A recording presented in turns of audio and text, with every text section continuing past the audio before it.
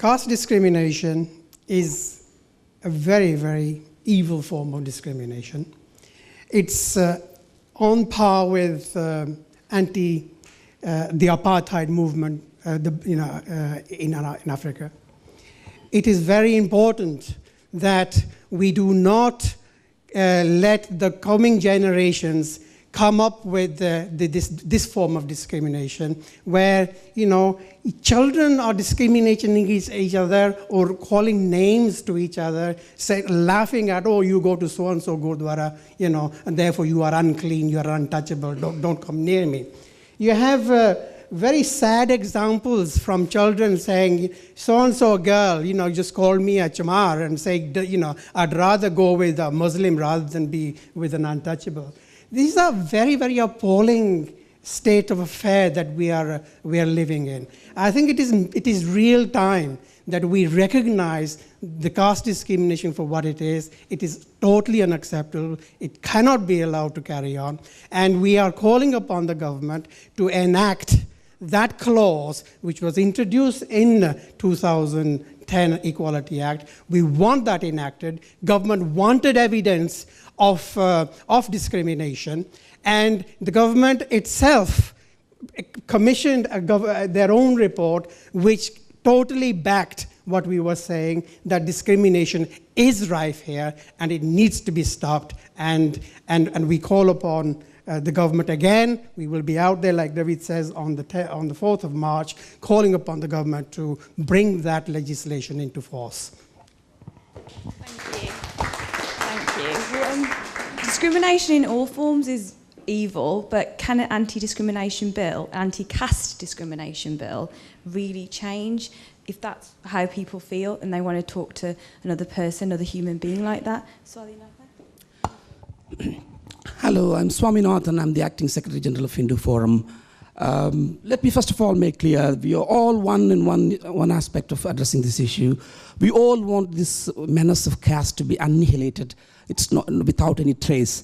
We want to see one Hindu Samaj, one Hindu society, that we are one on that. But only we differ on the methodology to arrive at that desired state.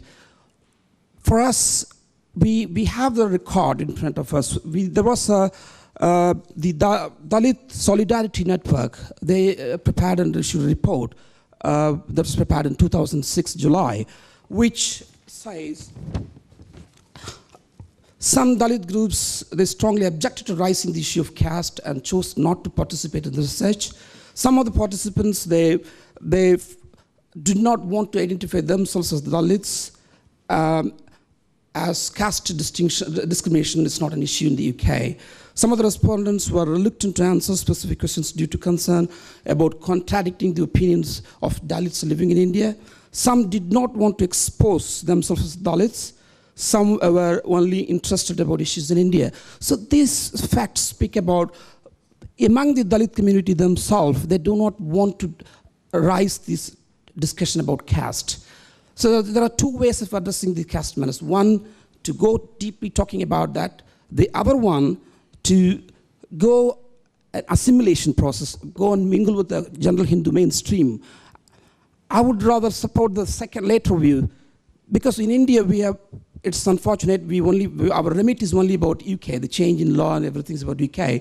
But to understand the caste dynamics, it's unavoidable often to refer to the Indian situation. After 60 years of our constitution in India have been in effect, still the caste issues have been very hot. So in the United Kingdom, the circumstances are entirely different. Here, we all start from a common base level. We all come with our English language skills. We all come here with our educational and occupational skills. We start our life fresh here. We cannot do the same thing. Even after implementation of 60 years, still the caste issue is very ripe in India.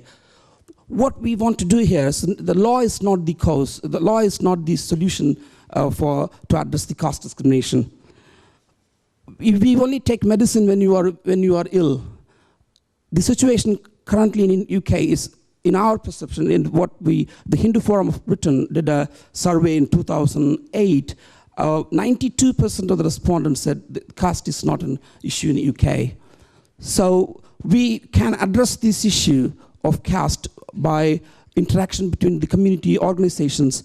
I will take this as an opportunity to address to my brothers who are actively engaged in creating Dalit awareness, to focus their energy and spend the time and energy more in getting together and expressing their Hindu identity. We are here to support you. If in the process, if you find any discrimination anywhere, we are there to stand behind you to address. And let's not take this into the legal course, because a law change is not the answer for this. I don't want some of the people with motivations which is not just ensuring equality. Beyond that, there are people with motivations working for to fish in the muddied water. So what I would like, the law is not the solution. This is our stance. Thank you. Wow. Very serious words there, hey, from the Hindu Forum. The law is not the answer. Changing the law is not the answer. I'm going to speak to this lady over here who's waving her hand around. So. I must introduce myself first. My name is Mina Honda, and I've taught philosophy at the University of Wolverhampton for the last 20 years. I came to UK in 1987 to do my PhD at the University of Oxford. So I've been an academic, but this question of the identity of the Dalit has been at the center of my studies for many, many years. Fortunately, the last 2 years, I was funded by the Leverhulme Trust to conduct a 2-year project on caste identity, and particularly looking at Dalit Punjabis. And this was a comparative project in which I compared the experience of Punjabis in the Midlands mostly, and in Punjab, in Ludhiana and Nawashahar, those of you who know about India.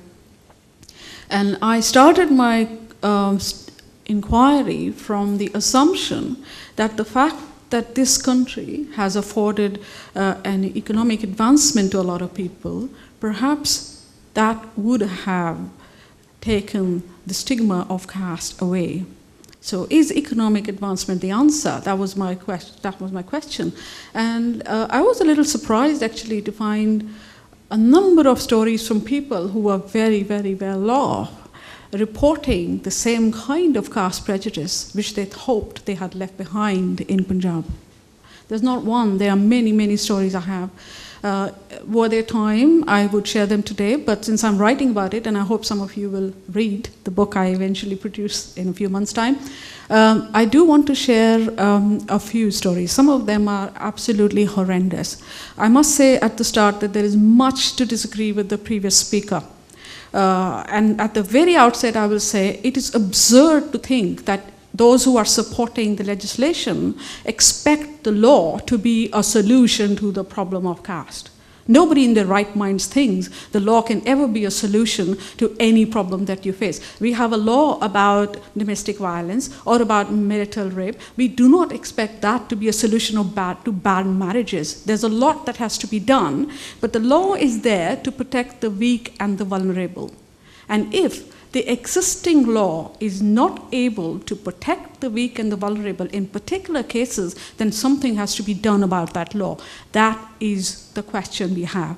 And I think all those of you who are supporting it now are saying that the existing law is not able to protect the weak and the vulnerable in cases of caste discrimination. There are many stories of people not getting promotion or being sidelined for promotions. In the question of marriage, we know the one that we are dealing with, Vijay Begraj case, but there are many. I have stories of people who wouldn't even go to the court to take recourse to the law because it's a matter of a problem they are facing within their families. I have stories of people after 17 years of marriage across the caste border not being accepted by their in-laws. There are cases of both men as well as women. I think that gender isn't an issue here. A Brahmin man having to live out of his car for weeks because his father showed him the door the day he decided he was going to marry a girl from a quote-unquote Shura background. And he said, if you want to marry her, there's the door, you can leave now. And he did. And because he thought that other people, his employers and friends, wouldn't understand what this whole issue is, and he doesn't want to discuss it in the public. He just used public toilets and lived out of his car until he found himself accommodation in London and could settle down. And after 17 years of marriage, his father still has not accepted his daughter-in-law.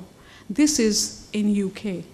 Midlands and London, in Oxford, there are so many stories I can tell you. So let's just forget about this idea of some ideal Hindu society where people carry on believing in caste differentiation and that will somehow let us become one big family. I'm certainly not a part, and I do not care to be a part of this big Hindu family. What I want to be a part of is a humane society where people are not ill-treated because they happen to be born in a particular family. Now, if the Hindu Forum or the Hindu Society or whatever it is that has a response to that, I'm open to that. Tell me, how are you going to root out this ludicrous notion that some people have that because they are born in a particular caste, they are superior to others? Okay? And I think that's the heart of the issue. So the law is only a helping hand. It is not the solution. Nobody's expecting it to be the solution. A lot has to change. Culture, songs, films, a lot has to change to make people rethink about their way of treating other people. Okay? And I don't think there ought to be any shame in this at all. There are these kinds of prejudices, there are these ways of humiliating others in every community. Okay, we are not alone in this. There are people sometimes use their economic power to show other people as rubbish, as nothing. So what? Collectively, we can do something about it if we, first of all, acknowledge that there is a problem. There is absolutely no point in hiding away from it. That would be my plea. See the problem for what it is, and then we can have a discussion about how the law should be used, but I am at the moment supporting the claim that I think it is time that the law should step in. Even if there were some cases which are not able to come to the fore because the law is unable to recognize them, then something has to be done. Even a few people, even if it is few, it's not about numbers, even if there are a few cases which can't be captured by the existing law, then the law has to change.